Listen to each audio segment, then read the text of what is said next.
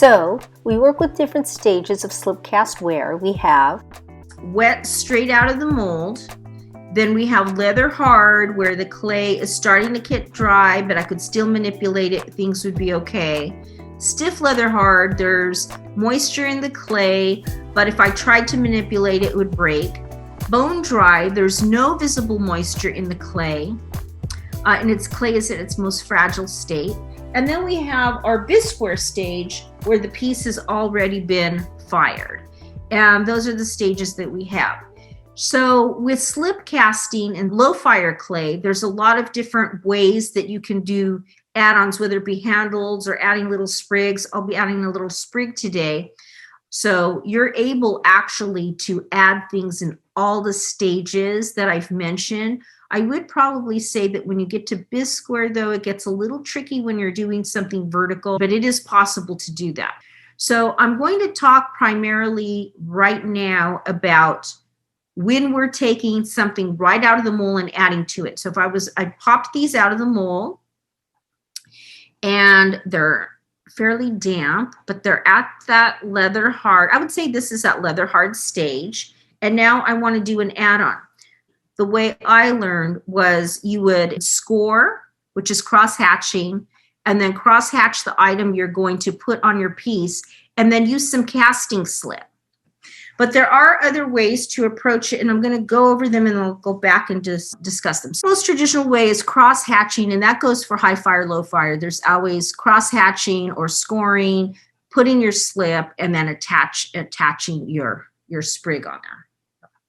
Other people will dip straight into the slip and then stick it on there. And another one that's a little different is using a combination of vinegar water. And you're using about a 50-50 concentration, or sometimes people use straight vinegar onto their piece. So I could see where that would be a little harsh or a little kind of aggressive as far as the composition of the slip casting, that it would really start to eat it away quickly.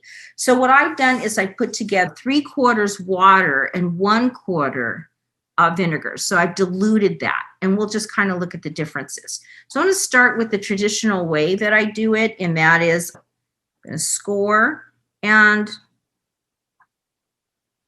so score is just cross-hatching, and you can use a needle tool, or you can use a serrated rib, like this is kind of an awkward shape for that, but I could still get in there with my serrated rib and kind of cross-hatch. I'm just using both ways. The idea, though, is that you want the surface to be like Velcro. So it should have that kind of look of Velcro, not just a little tic-tac-toe or just some deep carving. So you want to rough up the surface. And then now I'll just go ahead and I have a little sprig. And this sprig I made with the little porgate that I cut off. So I just took the porgate. So this isn't low fire clay. And this is where I'm going to place my little seashell. I can decide if I want it above or below. I think this one I'll put slightly above right here. And so I will cross hatch on my seashell.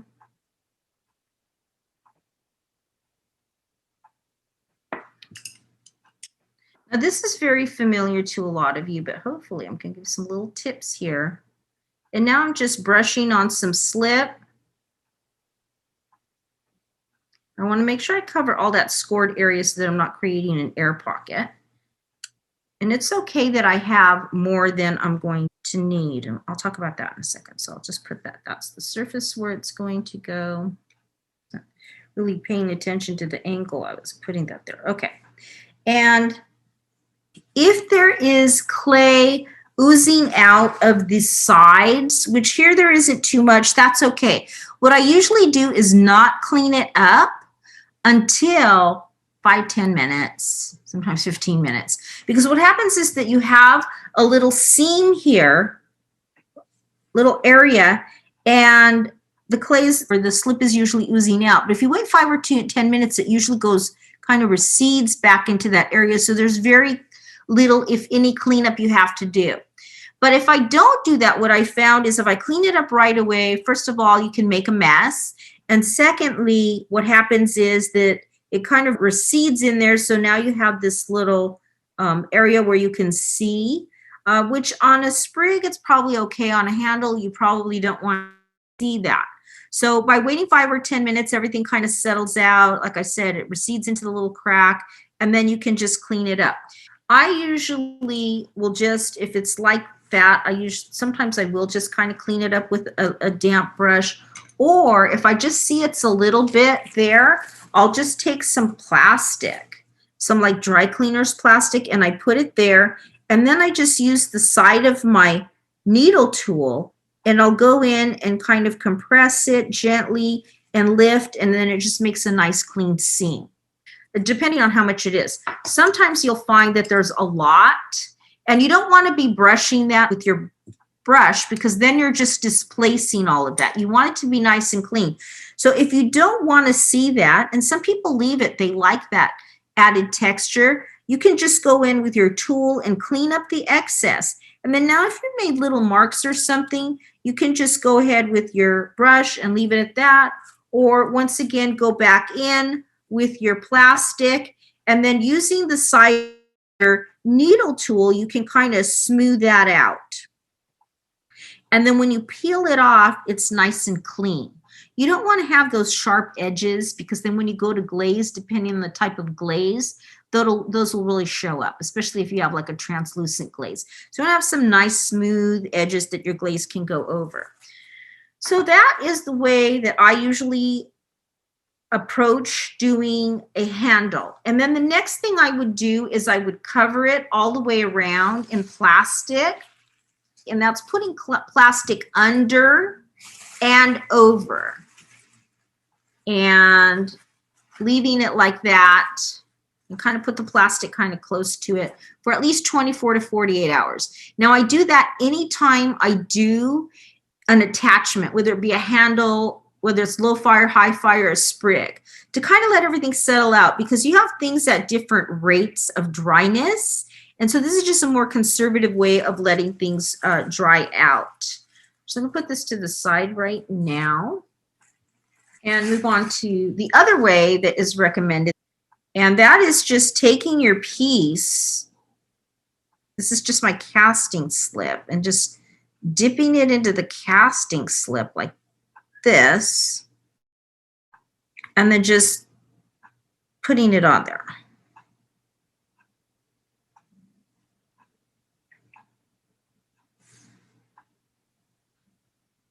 Okay, so I already see I'm going to have a little bit of cleanup to do right here.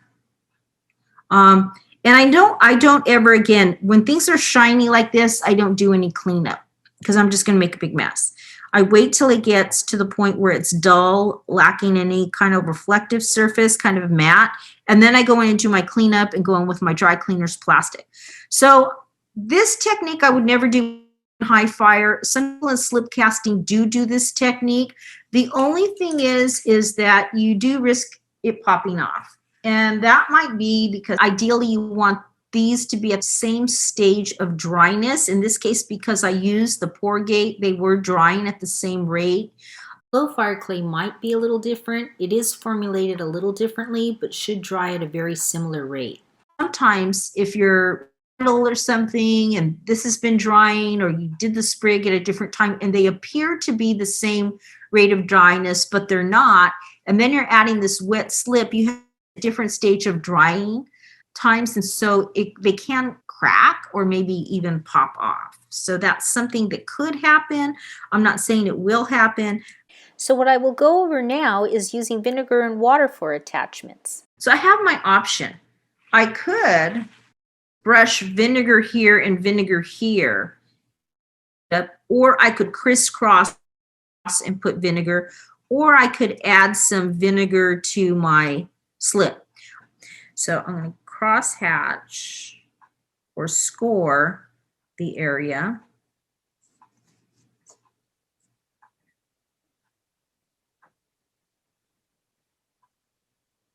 And then cross hatch here.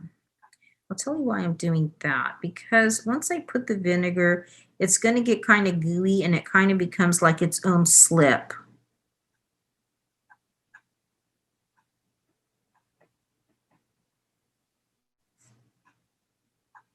And I can't stress enough how important it is to really make it like a Velcro surface. So this is 3/4 water and 1/4 vinegar. So I thought the 50-50 might be too intense here. Ooh, a little heavy-handed there. And then now I'll just kind of go over the area. And it does start to break down the clay. I don't want it to keep on digging so much. I'll just give it a couple seconds. And then now I'm just going to press it in. And we see that it did kind of squish out a little bit, almost making like a little clay slurry on the outside.